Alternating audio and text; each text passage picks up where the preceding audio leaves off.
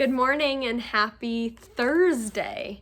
So where we left off, Malfoy just happened to run into Ron and Harry, who were transformed into Crabbe and Goyle. So I'm interested and nervous to see where this takes us. I'm kind of scared that they're going to get their cover blown or something. Okay. Let's see. Have you two been pigging out in the Great Hall all this time? I've been looking for you. I want to show you something really funny. Malfoy glanced witheringly at Percy. And what are you doing down here, Weasley? He sneered. Percy looked outraged. You want to show a bit more respect to a school prefect, he said. I don't like your attitude. Malfoy sneered and motioned Harry and Ron to follow him. Harry almost said something apologetic to Percy, but caught himself just in time. He and Ron hurried after Malfoy, who said as they turned into the next passage, That Peter Weasley. Percy, Ron corrected him automatically. Whatever, said Malfoy. I've noticed him sneaking around a lot lately, and I bet I know what he's up to. He thinks he's going to catch Slytherin's heir single-handed. He gave a short, derisive laugh. Harry and Ron exchanged excited looks. Malfoy paused by a stretch of bare, damp stone wall. What's the new password again? He said to Harry. Oh yeah, pure blood, said Malfoy, not listening, and a stone door concealed in the wall slid open. Malfoy searched through it, and marched through it, and Harry and Ron followed him. The Slytherin common room was a long, low, underground room with rough stone walls and ceiling, from which round, greenish lamps were hanging on chains. A fire was crackling under an elaborately carved mantelpiece ahead of them, and several Slytherins were silhouetted around it in carved chairs. Wait here, said Malfoy to Harry and Ron, motioning them to a pair of empty chairs set back from the fire. I'll go and get it. My father's just sent it to me. Wondering what Malfoy was going to show them, Harry and Ron sat down, doing their best to look at home. Malfoy came back a minute later, holding what looked like a newspaper cutting. He thrust it under Ron's nose. That'll give you a laugh, he said. Harry saw Ron's eyes widen in shock. He read the cutting quickly and gave a very forced laugh. Ha! And handed it to Harry. It had been clipped out of the Daily Prophet, and it said, Enquiry at the Ministry of Magic. Arthur Weasley, head of the Misuse of Muggle Artifacts Office, was today fined 50 galleons for bewitching a Muggle car. Mr. Lucius Malfoy, a governor of Hogwarts School of Witchcraft and Wizardry, where the enchanted car crashed earlier this year, called today for Mr. Weasley's resignation. That means to leave or quit your job. Weasley has brought the ministry into disrepute, Mr. Malfoy told the reporter. He is clearly unfit to draw our laws, and his ridiculous Muggle Protection Act should be scrapped immediately. Mr. Weasley was unavailable for comment, although his wife told reporters to clear off or she'd set the family ghoul on them. And it's kind of in a nice italicized writing to show that it's from a newspaper clipping. I don't know if you could really tell that up close, though. Well, said Malfoy impatiently, as Harry handed the cutting back to him, don't you think it's funny? Ha ha, said Harry bleakly. Arthur Weasley loves Muggles so much, he should just snap his wand in half and go join them, said Malfoy scornfully. You'd never know the Weasleys were purebloods, the way that they behave. Ron's, or rather Crabbe's, face was contorted with fury. What's up with you, Crabbe? Snapped Malfoy. Stomachache, Ron grunted. Well, go up to the hospital wing and give all those mudbloods a kick from me, said Malfoy, snickering.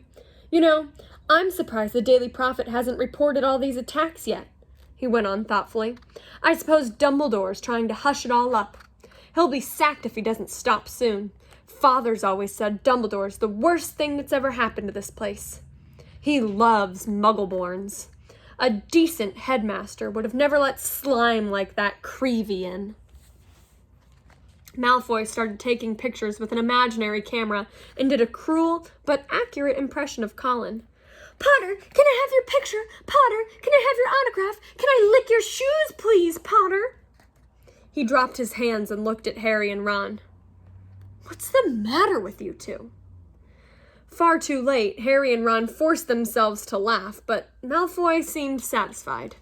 Perhaps Crabbe and Goyle were always slow on the uptake. St. Potter and the Mudblood's friend, said Malfoy slowly. He's another one with no proper wizard feeling, or he wouldn't go around with that jumped-up Granger Mudblood. And people think he's Slytherin's heir. Harry and Ron waited with bated breath. Malfoy was surely seconds away from telling them it was him. But then, I wish I knew who it was, said Malfoy petulantly. I could help them. Ron's jaw dropped so that Crabbe's face looked even more gormless than usual. Fortunately, Malfoy didn't notice. Harry, thinking fast, you must have some idea who's behind it all. You know I haven't, Goyle. How many times do I have to tell you? Snapped Malfoy. And Father won't tell me anything about the last time the chamber was opened either. Of course, it was 50 years ago, so it was before his time, but he knows all about it, and he says that it was all kept quiet, and it'll look suspicious if I know too much about it. But I know one thing. Last time the Chamber of Secrets was opened, a Mudblood died. So I bet it's only a matter of time before one of them's killed this time. I hope it's Granger, he said with relish. Ron was clenching Crabbe's gigantic fists. Feeling that it would be a bit of a giveaway if Ron punched Malfoy, Harry shot him a warning and said, Do you know if the person who opened the last chamber the last time was caught? Oh yeah. Whoever it was expelled, said Malfoy. They're probably still in Azkaban. Azkaban? Said Harry, puzzled. Azkaban. The wizard prison, Goyle, said Malfoy, looking at him in disbelief. Honestly, if you were going any slower, you'd be going backwards. He shifted restlessly in his chair and said, Father says to keep my head down and let the heir of Slytherin get on with it. He says the school needs ridding of all the mudblood filth, but not to get mixed up in it. Of course, he's got a lot on his plate at the moment. You know the Ministry of Magic raided our manor last week? Harry tried to force Goyle's dull face into a look of concern. Yeah, said Malfoy. Luckily, they didn't find much. Father's got some very valuable dark art stuff. But luckily, we've got our own secret chamber, under the drawing room floor. Ho! Said Ron. Malfoy looked at him. So did Harry. Ron blushed. Even his hair was turning red. His nose was also slowly lengthening. Their hour was up. Ron was turning back into himself, and from the look of horror he was suddenly giving Harry, he must be too. They both jumped to their feet. Medicine for my stomach, Ron grunted, and without any further ado, they sprinted the length of the Slytherin common room, hurried themselves up to the stone wall, and dashed up the passage, hoping against hope that Malfoy hadn't noticed anything. Harry could feel his feet slipping around in Goyle's huge shoes, and they had to hoist up his robes as he shrank. They crashed up the steps into the dark entrance hall, which was full of muffled pounding coming from the cupboard where they locked Crabbe and Goyle.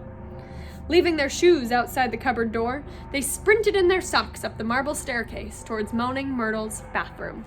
And that's where we're going to end today. I will see you all tomorrow, and I hope you enjoyed this. Peace. Some loud planes going on outside. Bye.